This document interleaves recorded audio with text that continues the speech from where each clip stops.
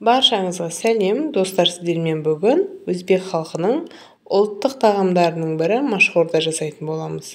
Өте тойымды әрі дәмді шығатын тамақтарының бірі. Менің каналыма тіркеліп, лайк, комментарий жазып кетіңіздер.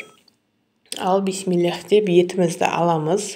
Майда кубик тәріздес турап алатын боламыз. Менде бұл жерде жылқы еті, барлық еттерді қоссаңыздар болады.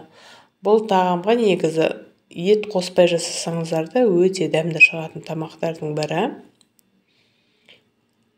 Пиязымызды алып, оны да жақсылап турап алатын боламыз. Барлығын описание бөліміне қалдырып кетемін. Сол жақтан қарап жасасаңыздар болады. Сәбізді алып, кубик тәріздес қылып, оны да турап алатын боламыз. Менде мына жерде күріш, марш, ловия салам. Барлығын тазалап, жуып алғанмын, дайындап қойдым. Осылайынан барлығын турап алатын боламыз. Одан кейін қазанымызға майымызды құйып, азғантай май құямыз қазанымызға. Одан кейін майымыз қызғанша күтетін боламыз.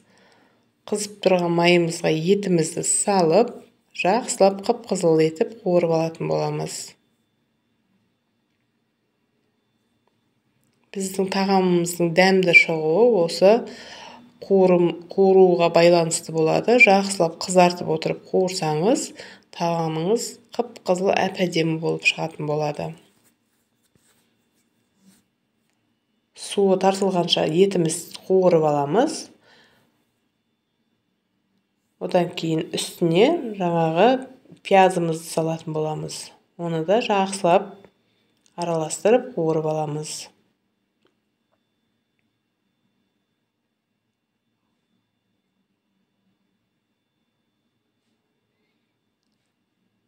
Үстінен сәбізімізді салып және қуырып алатын боламыз.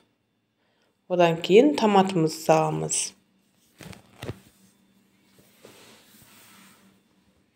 Томатымызды салып, оны да жақсылап араластырып қуырып алатын боламыз.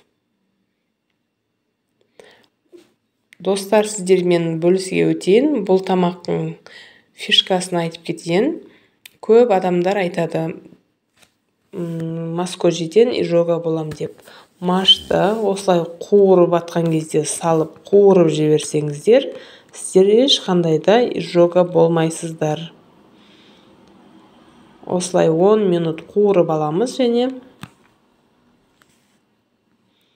одан кейін мұздай суымызды құйып қайнатуға жібереміз.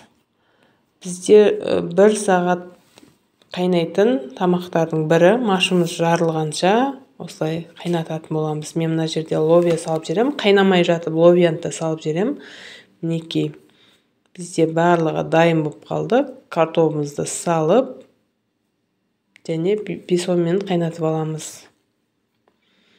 Мінекей, бізде машымыз жарылған. Сіздерге жақын көрсетіп жатырмын. Одан кейін күрішімізді саламыз. Күрішті де піскенше жақсылап қайнататын боламыз.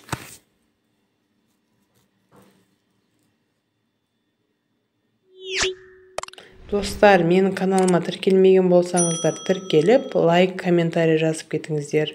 Сіздерде қалай жасайды, онымен де бөлісіп өтіңіздер. Біздің тамағымыз дайын болды. Осылайынан құйып, ұсынсаңыздар болады.